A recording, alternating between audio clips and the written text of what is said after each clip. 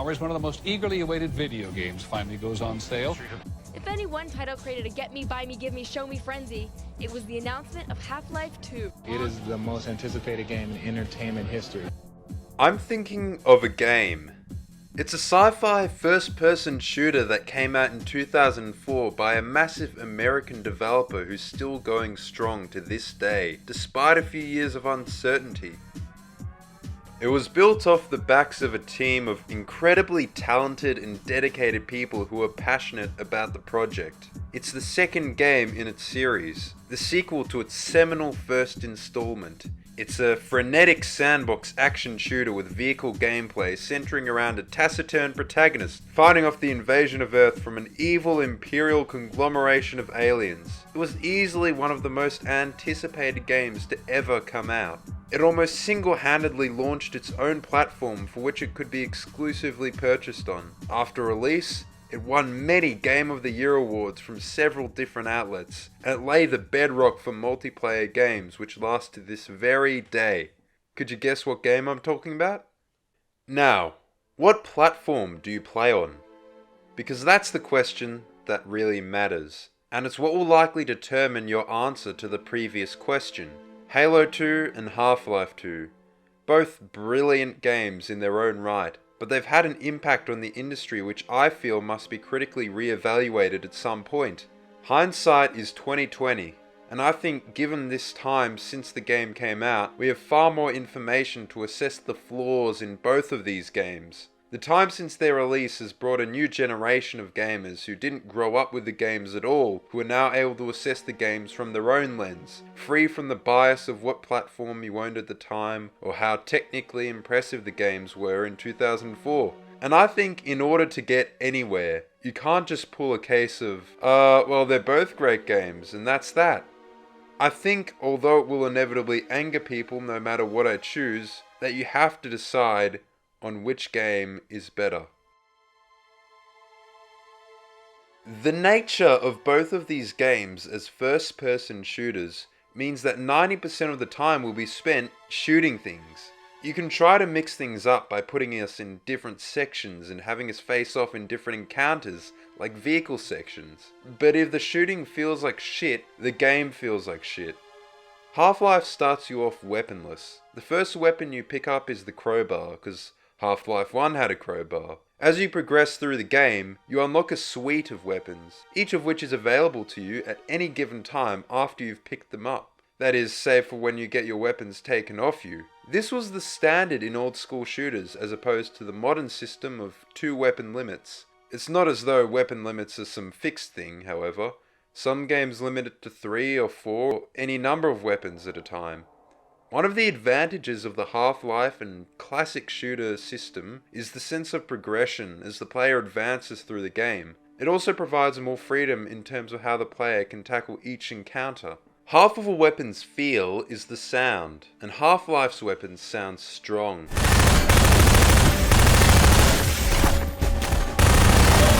Most of them have a beefy kick. The sound design on the weapons is fantastic. The controls are very responsive as well. Valve clearly went out of their way in terms of engineering, and you can tell, with the incredibly scalable Source engine really showing off. It's impossible to talk about Half-Life 2 without mention of the Source engine, so expect me to mention it a lot. Half-Life's shooting mechanics were the basis for virtually all future Source engine shooters, to varying degrees. From Counter-Strike and Day of Defeat to Titanfall. The animations are also an important aspect of a weapon's feel and, well, some feel better than others. Guns like the revolver have a meaty kick, while others, like the pulse rifle, feel kinda weightless. The sprint is also slightly awkward. It was in a transitional stage from the typical run mechanic from older games like Doom, which is basically just a speed change, to sprint like it is in modern games with its pointing weapons at the floor. The weapons just kind of bob. Halo revolutionized how shooting mechanics fundamentally work on console. Most notably, the introduction of the 2-weapon limit. Mostly due to memory limitations. Despite existing for technical reasons, the 2-weapon limit actually had a significant effect on the combat sandbox for the game. It aided the proverbial combat puzzle by making it such that you could only use weapons you could scrounge up from your immediate environment. It's basically first-person hobo simulator. In Halo, you have to make do with the tools you're given. This often leads to people devising strategies like the noob combo, using weapons that would otherwise be discarded. Halo also introduced modern systems of aim assist, where before the crosshair would snap to enemies on screen like an aimbot in console games, Halo's aim assist introduced ideas such as reticle stickiness and bullet magnetism to make imprecise aiming slightly easier. Halo's aim assist is fairly subtle by modern standards, although Halo 2 increased the aim assist from the first game. The Halo sound design is also very solid. In many cases, the weapons sound and look better than they actually are. Standard formation, little bastards up front, big ones in back.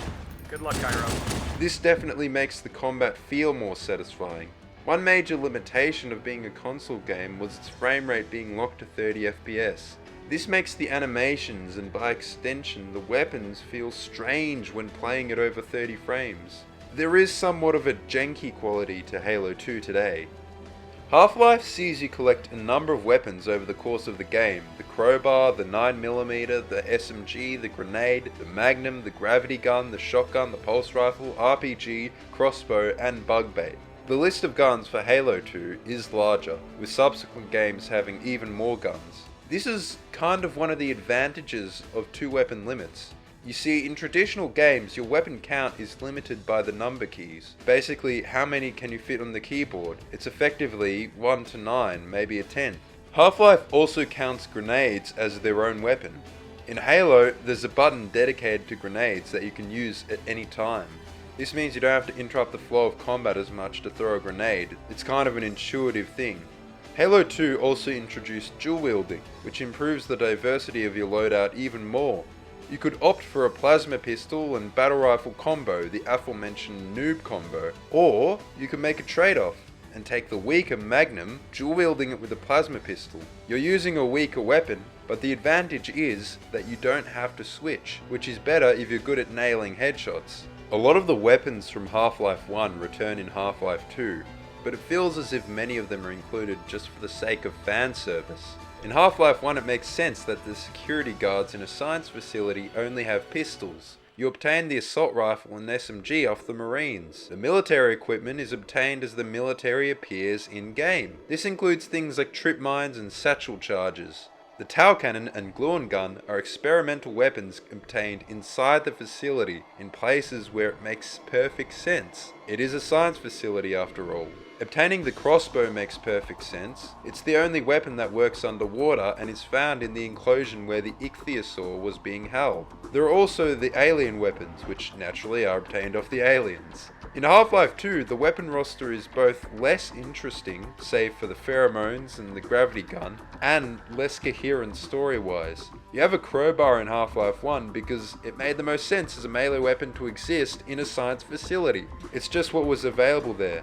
In Half-Life 2, it's given to you because it's iconic. Wouldn't something like a police baton make more sense, considering Barney is in the cop uniform? The scene where you get the crowbar is like a scene from a sitcom, where a beloved character returns after a long hiatus. With the timing and delivery, it's like they expect people to be cheering behind the screen. Oh, and before I forget, I think you dropped this back in Black Mesa.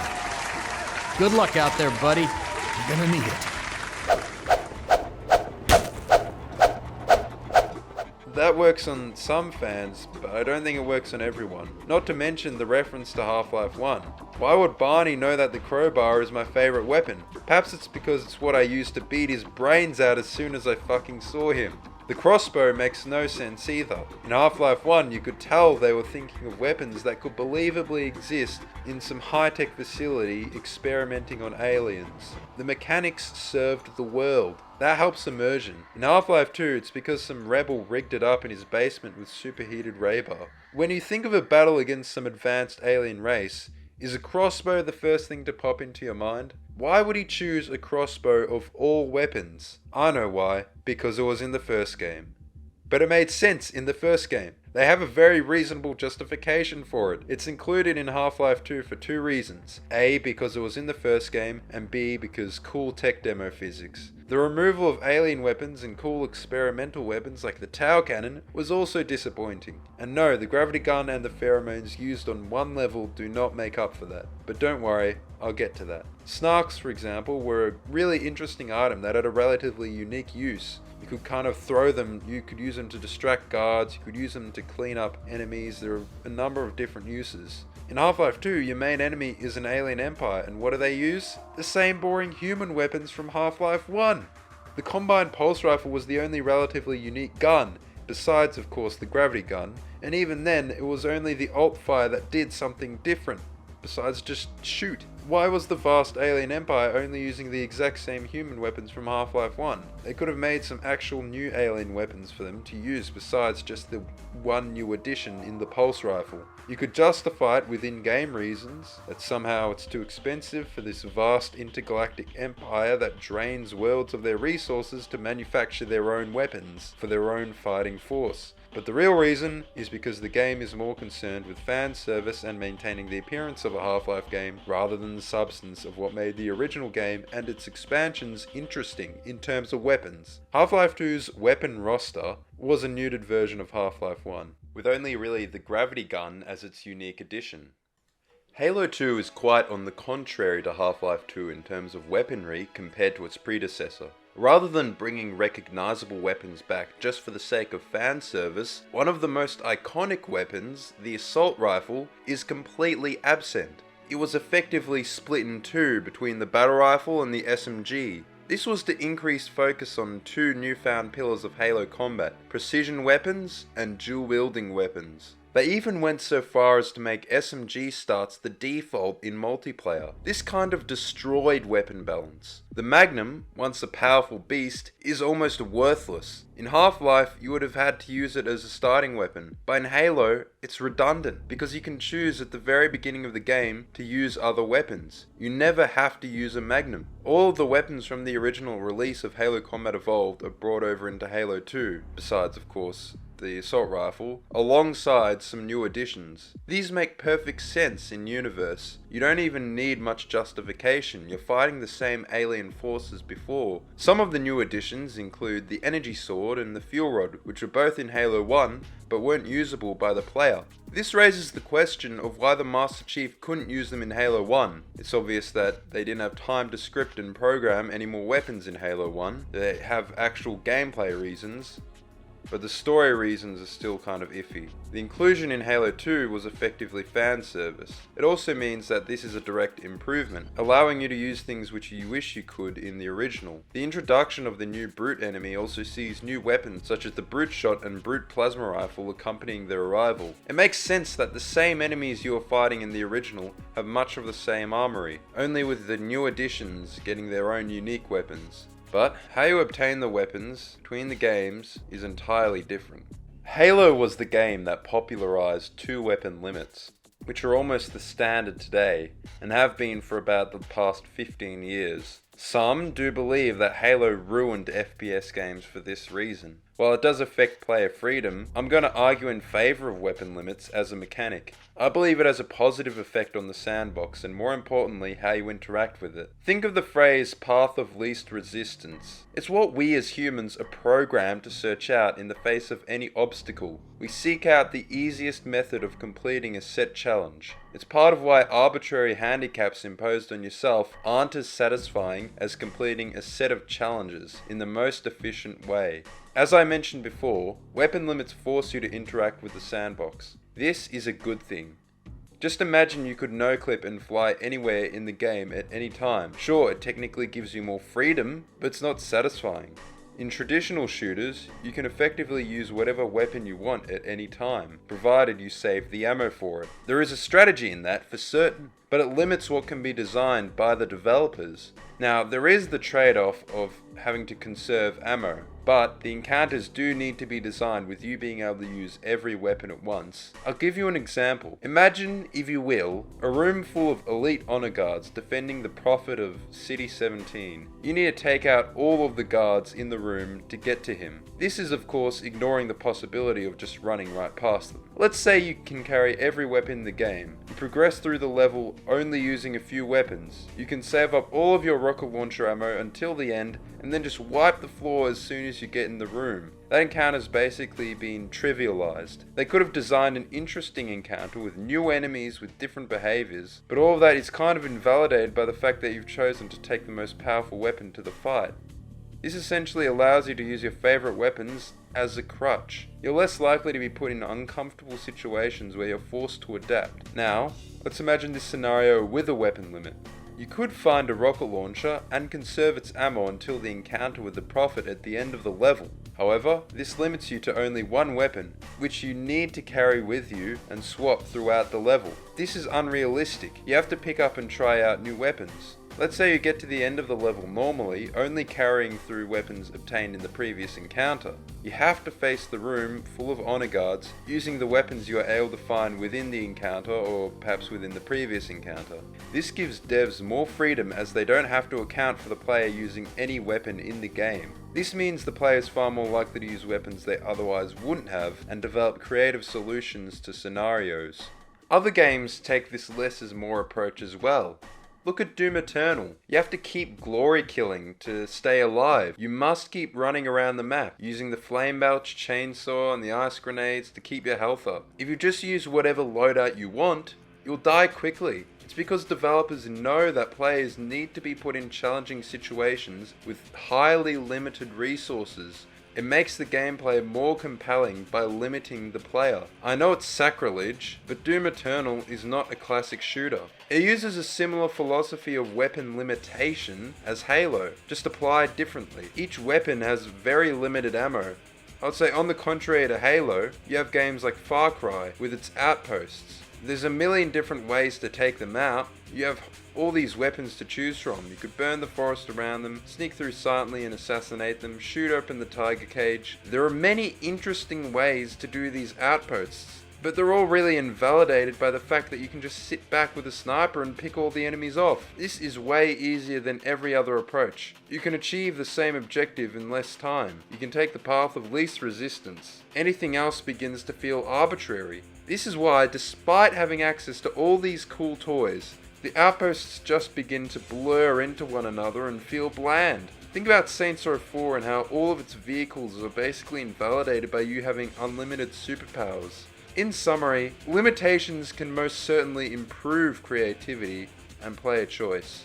Halo gameplay also puts a premium on movement as opposed to what many people say about the game. There is no movement inaccuracy as in games like Call of Duty or Counter-Strike. Movement inaccuracy being when your reticle expands and your shots become less accurate while moving. The enemies also mostly fired projectile-based plasma weaponry with a slow travel time. You're incentivized to keep moving to dodge the plasma fire and the plasma grenades, and you're not punished for movement by being unable to zoom in and losing accuracy when moving. Halo 2, at least not on legendary difficulty, was not just about popping out from cover. It also allowed you to melee at any time without having to switch weapon, making it much easier to get up close and personal. There was also a significant skill gap in the art of the ninja, as the community called it, which is essentially jumping over people's heads to get the one-shot kill assassination on the enemy. You can see this reliance on assassinations in Melee in Legendary and Lasso Halo runs. Lasso standing for Legendary All Skulls On, skulls being the Halo difficulty modifiers. Halo's relatively high melee damage gives you a reason to get right up close to your enemies. In Half-Life, however, there are some enemies you would never consider attacking with your crowbar. It would just be fruitless. Even with enemies like the Hunter where a melee isn't directly useful, it's still useful getting up close to them.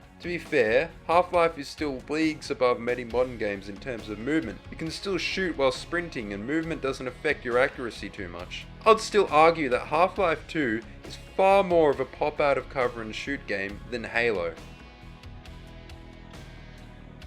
The gameplay in both Halo 2 and Half-Life 2 is not limited to just shooting. There is also some time dedicated to vehicle sections. In Half-Life 2, there are effectively 2 dedicated vehicle sections where you basically use a vehicle throughout the whole extended mission. They demonstrate the physics and interactions possible in the Source engine. The hoverboat through the canal has a tense set piece with a helicopter overhead. Did you know that while you're behind the helicopter, it drops bombs on you? When you're in front, it starts firing its gun at you. This section also involved some displays of the physics engine. For example, there's this puzzle where the barrels float to the top and you need to create a ramp using the pressure from the barrels. These were incredibly novel at the time and go a long way in showing off the Source engine. The physics puzzles changed through each location and test a different mechanic each time. The other vehicle section is Highway 17, where you drive the muscle car. This one has similar novel physics puzzles, such as the crane, as well as the rocket launcher section where you shoot down the gunships.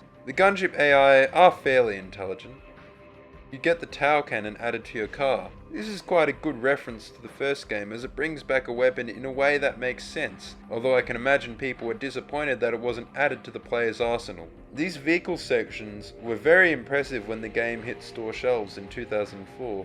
The display of a rock-solid physics engine would have blown anyone away. A common complaint about the vehicle sections, however, is that they go on too long. They begin to drag when you're forced to continuously stop and deal with roadblocks which completely break the flow. The vehicles also tend to get caught in tiny pieces of geometry. For example, you can get flung off course by a barely noticeable obstruction submerged in the water. These vehicle levels are typically considered the weakest, even by fans of the game.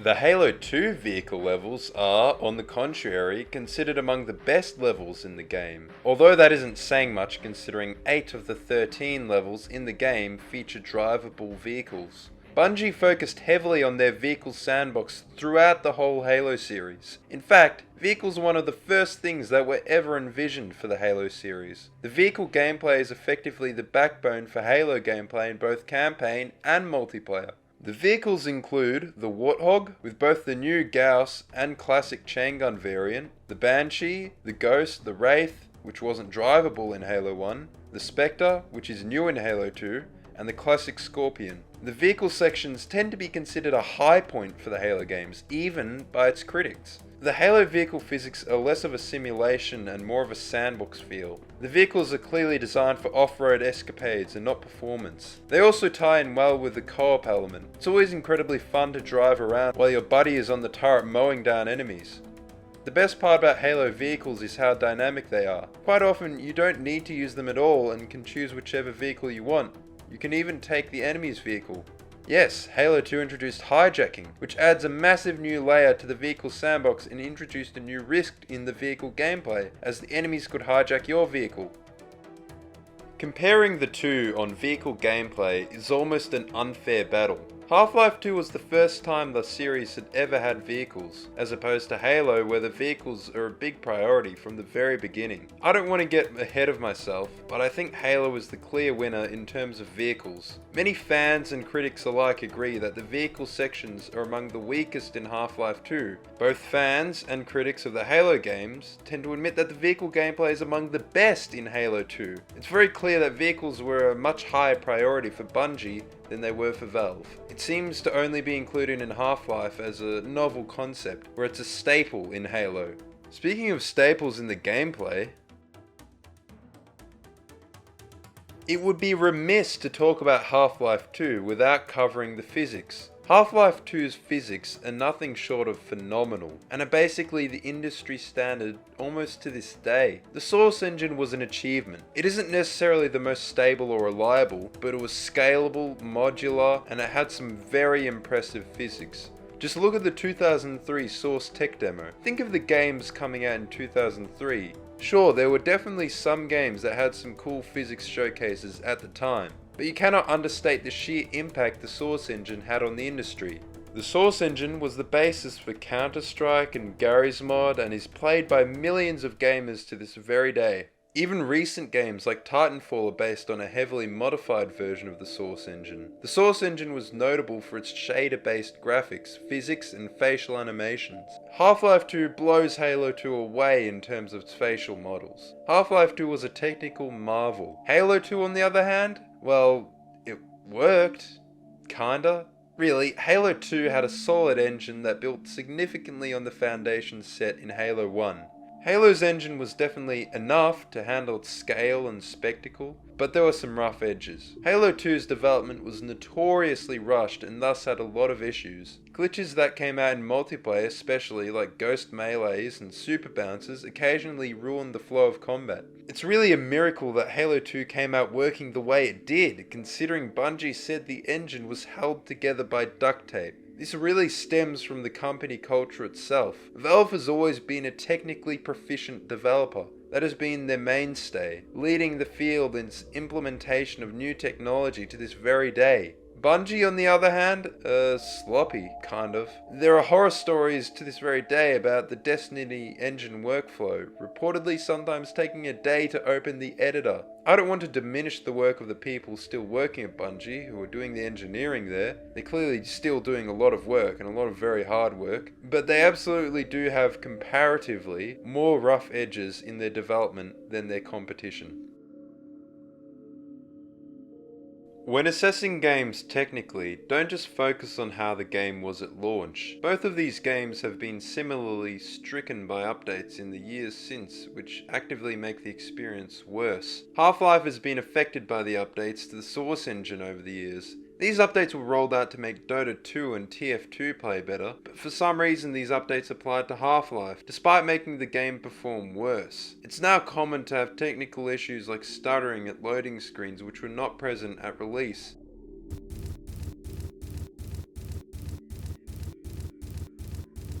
Halo 2 has similarly been stricken by its updates as part of both its porting to Windows Vista, then later to the Master Chief Collection. The Master Chief Collection at launch was completely broken in so many ways. Many of these changes hit Halo 2 hard, although Halo Combat Evolved was probably the hardest hit. Even the PC release of Halo 2 was accompanied by major problems, like when you could betray allies by shooting at the floor. It's really a shame what has happened to these classic games, and the companies in charge should be doing more to ensure they're maintained for future generations.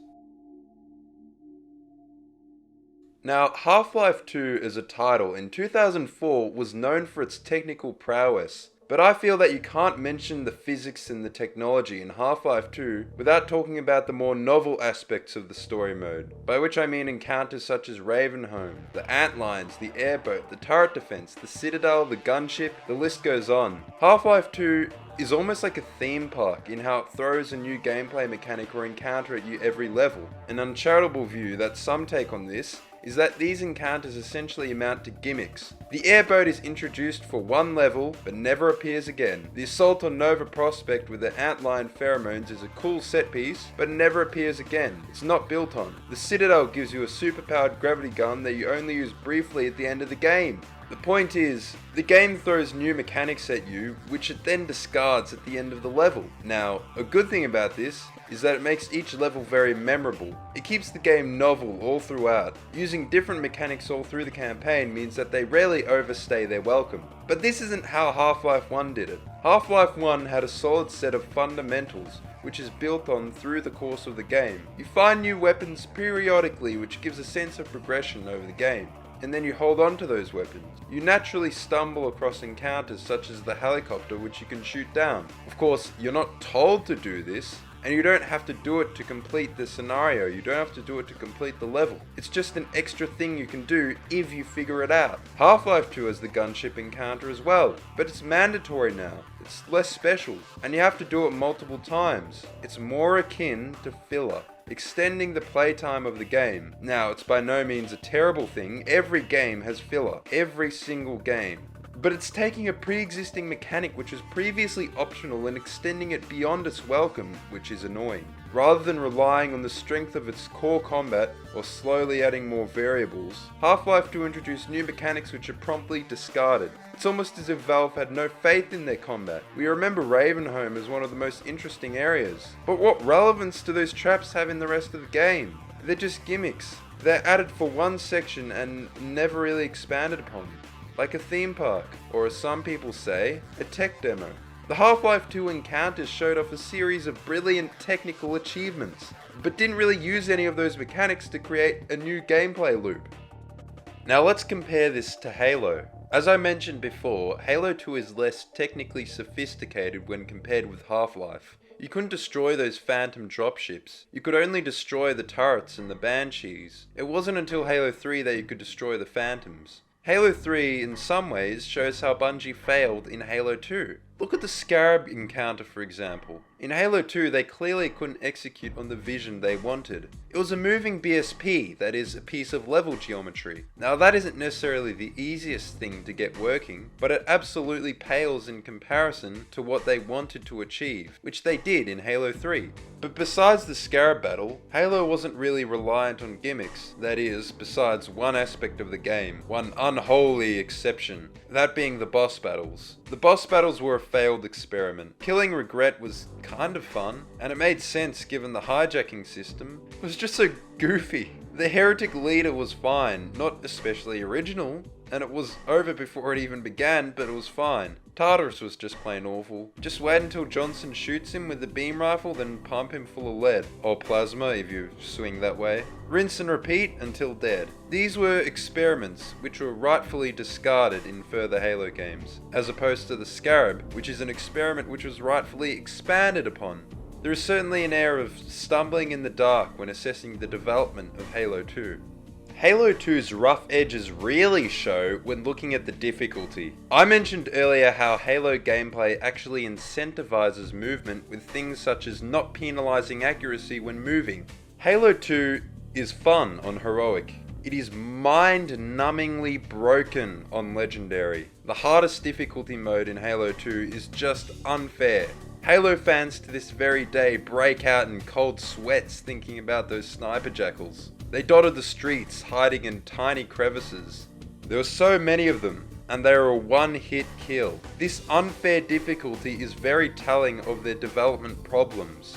Half-Life 2 difficulty, on the contrary, is relatively fair. The hard is fairly hard, it's challenging. You do have to employ better tactics and put more thought into decision making as you do go down quicker, but the enemies don't really seem any smarter. At least, the hard mode doesn't feel like dragging your balls through a mile of broken glass. The harder sections like Nova Prospect are nothing compared to Halo 2 and its sniper jackals. Halo 2 is kind of a grind. Not to a huge degree, but it does slow down a bit. I mentioned earlier how Half-Life 2 made padding and filler out of things its predecessor would have made an interesting side objective, like the helicopters, something you discover on your own.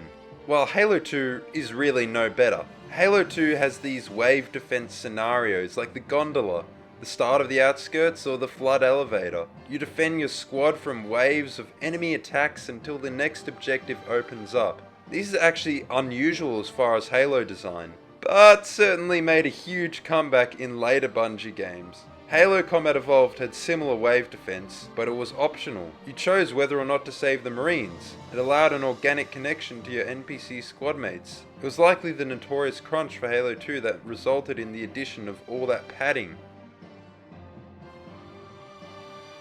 One thing Halo is often cited as introducing in the gaming space is regenerating health. This isn't entirely true. Regenerating health has existed in gaming longer than first-person shooters have existed, since Punch-Out and High-Dialed. Halo introduced regenerating shields. Halo Combat Evolved still had health packs. It was, however, Halo 2 which did away with the health system. The health value still technically exists, but you could only see your shield, and there's no more health packs. Half-Life 2 is very much in the vein of traditional shooters in regards to the health system, with health and armor. Health and armor are regenerated through pickups across the different levels, but, mostly unique to Half-Life, they can be restored at wall-mounted stations. Interesting fact, this mechanic was actually invented by Bungie in their earlier first-person shooter game, Marathon.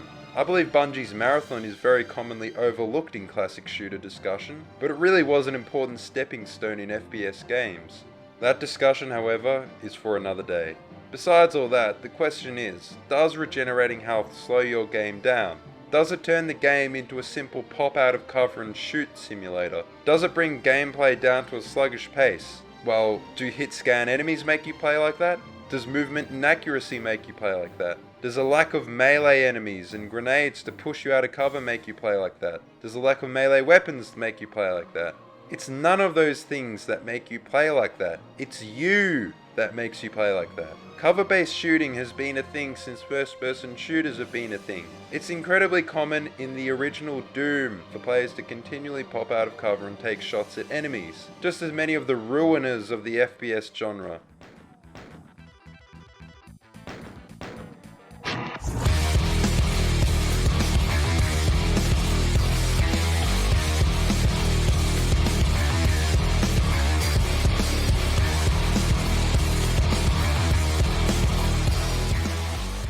I think it's patently absurd to suggest that a game is bad because of the way that you play it. Halo has flood and energy sword elites to chase you out of cover. The projectile-based enemies, as opposed to hit scan, promote movement. Halo has often been lumped with Call of Duty, but they're not in the same ballpark.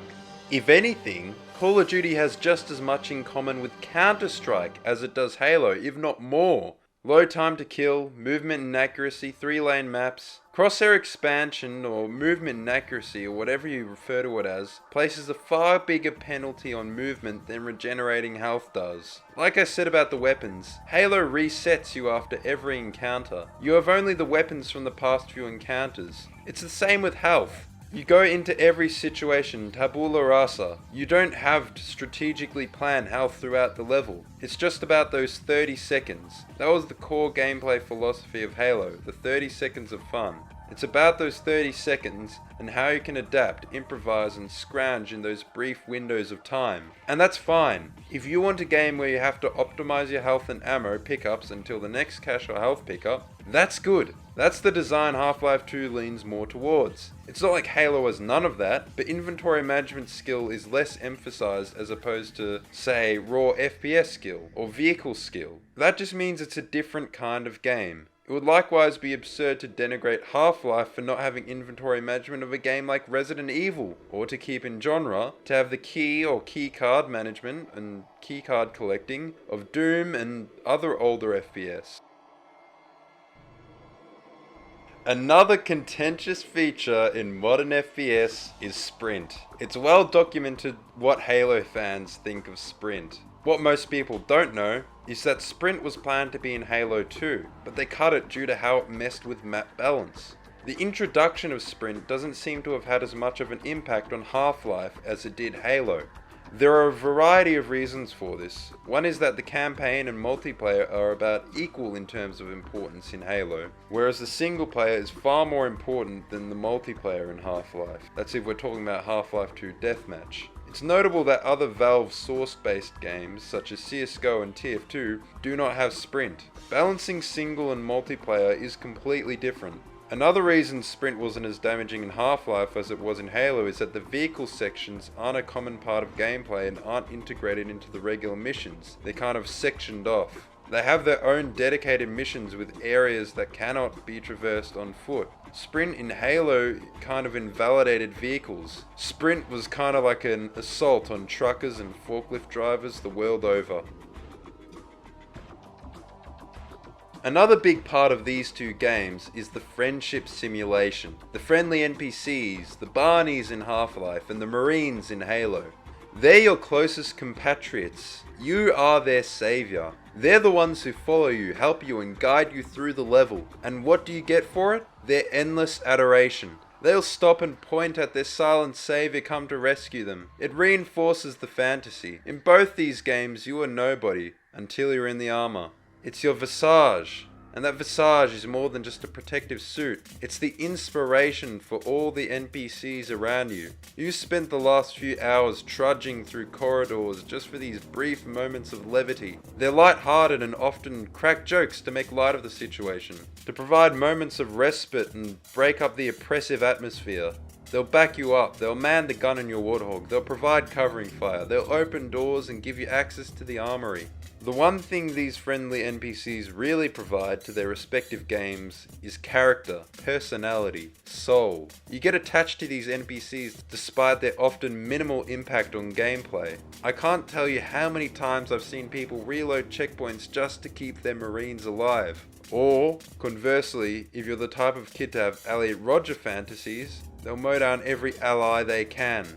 I think it's a testament to how much you get attached to these NPCs that the second level of Halo is literally centered around saving them. You have to defend them from successive waves at these beacon towers. It's true, speedrunners kill them just to skip having to defend them and get through the level quicker.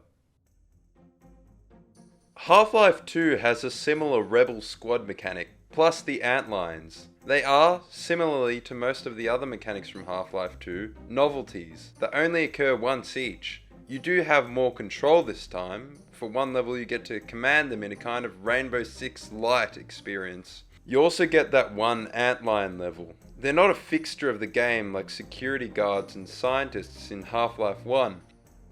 The Marines in Halo 2 are largely similar to their Halo 1 counterparts, although you can swap weapons with them now. They're also a lot livelier, featuring in cutscenes and talking way more during combat, but I can't help but feel that they're diminished in both of these sequels. Part of the attachment to them was their mortality. You felt the need to protect them because they were vulnerable, they fought alongside you. It made them feel human. This grounded you as a player. Now you still had the regular soldiers by your side, but many of the NPCs got a promotion. Valve and Bungie, respectively, wanted to do a little, or rather a lot, of fan service. They bring back Barney, and he's all like, It's me, Gordon, Barney from Black Mesa. "No, you're not. I don't remember meeting you, because I never met you. I saw you briefly while on my tram ride into the office. Or maybe you're a different Barney. Maybe you're the one I crowbarred to get that pistol. Is Dr. Kleiner the Einstein that I blew up with that mine? Or is he the one that I watched run into those HECU Marines? Is Eli Vance the black scientist on that side of the room? Or this side of the room? Why are these people talking like they know me? I get fan service, but this is ridiculous. These are not the same people as in Black Mesa. They're new characters, and they expect me to know who they are. What's most egregious is that a lot of the main cast is like this. It's often pretty obvious when they're invincible. This removes the sense of tension. It breaks immersion having this clearly invincible entity fighting alongside you. Halo's problem is almost identical. The allies exist to make the battle feel bigger and more alive. Having invincible allies fight by your side does cheapen the experience. Halo 1 handled the issue well. Similar to the Morrowind route, you are technically not allowed to kill this NPC for story reasons, so they give you story reasons not to kill them. It's famous how when you dome Captain Keyes, you get the squad of unstoppable Marines come to put you down like an unwanted puppy on Boxing Day. You fail the mission on Keyes whenever he dies, but he can die. That's the point. Halo 2 does the similar fan service thing, although less egregious I think. Instead of Alex, you get Miranda, although she's the daughter of an actual named character. It would have been bizarre to have her be the child of a random Marine. The real example of this fan service retcon character stuff is Sergeant Johnson. He's really the only previous NPC promoted to main cast versus the many in Half-Life 2. You see him die countless times. He's the one who grabbed the elite's ass just before the Pillar of Autumn exploded. There's literally no way he could have escaped. They even bring light to this in the armory mission. They make it into a joke. When you gonna tell me how you made it back home in one piece? Sorry, Guns. It's classified. My ass! Well, you can forget about those adjustments to your A2 scope. Well, he's in a particularly fine mood. But, to their credit, they don't continuously dwell on it. And yes, I know there's some lore reasons for it, but I don't care. It's so clearly made up as they go along. It's a retcon, and retcons cheapen the experience. It's not a deal breaker by any means, but I think both games blatantly commit this sin. And yet I feel that Half-Life does so to a greater degree.